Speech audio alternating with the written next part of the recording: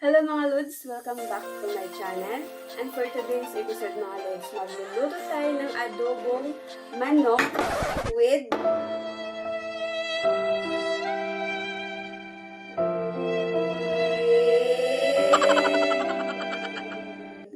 star anise. So, pasensya na mga Lods, medyo matagal-tagal din tayong nakabalik kasi nga medyo busy. And then, busy din yung aking videographer, charot. So, but before that mga Lods, papakita ko sa inyo ang aking versyong adobong manok with star anise. Ito yung mga ingredients natin mga Lods. So ito na mga Lods, meron tayong dahon ng laurel, paminta, ito, meron tayong bell pepper, ahos, of course, bombay, espada, mga seasoning mga Lod, sugar, kunting sugar, magic sarap, asin, at saka ito yung pinaka-star anise. Of course, hindi mawawala yung ating toyo mga Lods.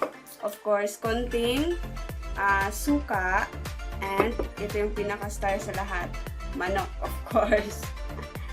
So, simulan na natin mga Lods. Ito na mga Lods. Magsisimula na tayo. So, malinis yung kamay ko.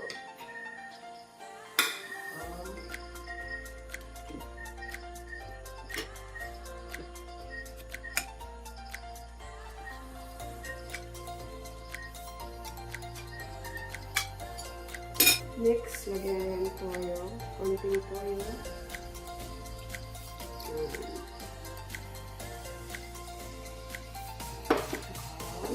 Konting suka.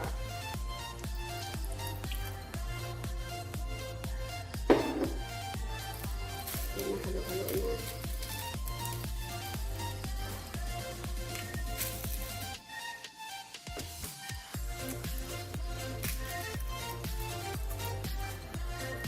Paminta.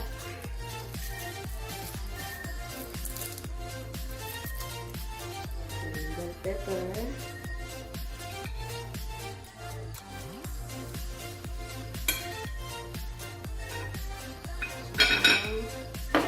Ahos.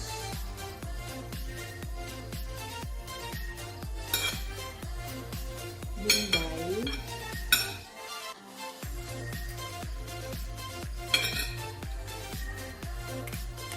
So, lagyan natin ng siling espada. Next is star anise mga Lods. So, lagyan natin siya ng konti. Tapos konti water, tubig.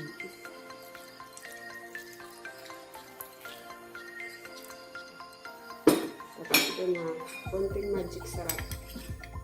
Mix na natin. Magic sarap at saka asin. Konting asin.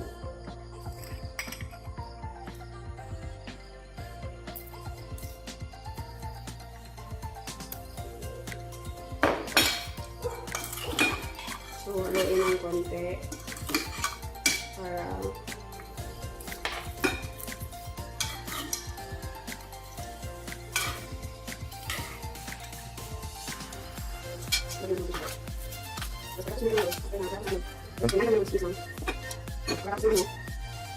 pakuluan na natin ng 15 to 20 minutes. And then, sa pag feeling mo medyo luto na, saka natin ito ilagay yung tubig. So, pakukuluan na natin ito mga Lods ng 15 to 20 minutes. And then, pagkatapos ilagay natin ito yung tidbits. Pineapple tidbits. So, tara. Ito na guys, isasala na natin sa ating gasol.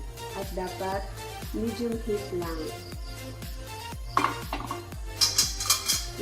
So, ito na mga Lods, malapit na maluto. So, ilalagay na natin itong pineapple tidbits. So, ito na. Para mas lalong lumasa pa siya. At matamis-tamis ng konti.